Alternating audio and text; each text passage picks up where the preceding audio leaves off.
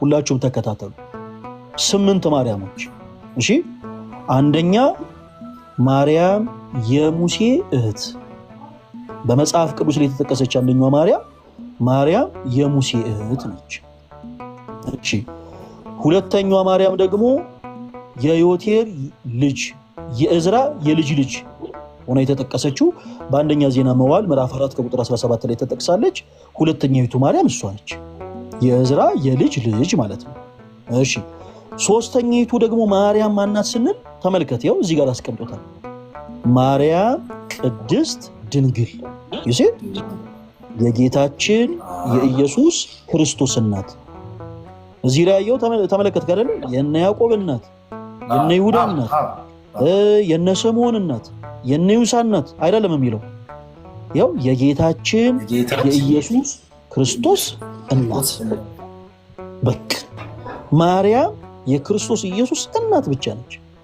በነገራችን ላይ የክርስቶስ የማርያም ልጅ ብቻ ተብሎ ነው የተጠቀሰው። በተመሳሳይ ማርያምም የክርስቶስ ኢየሱስ እናት ብቻ ተብላ ነው የተጠቀሰችው። በመጽሐፍ ቅዱስ ላይ የትኛውም ቦታ ላይ ማርያም ቅድስት ድንግል የኢየሱስ የነ ያዕቆብ የነ ይሁዳ የነ ስምዖን እናት ተብላ ተጠርታ አታውቅም። እሺ፣ ሶስተኛዋ ማርያም ቅድስት ድንግል የጌታችን የኢየሱስ ክርስቶስ እናት ነች። እሺ፣ አራተኛይቱ ደግሞ ማነች ስንል ማርያም የማርታና የአልዓዛር እህት።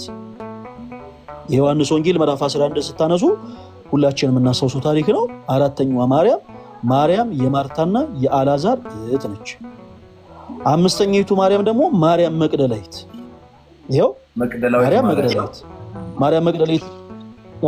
ማርያም መቅደላዊትን ሁላችንም ታሪኳን እናስታውሳለን። አምስተኛዋ ማርያም መቅደላዊት ነች።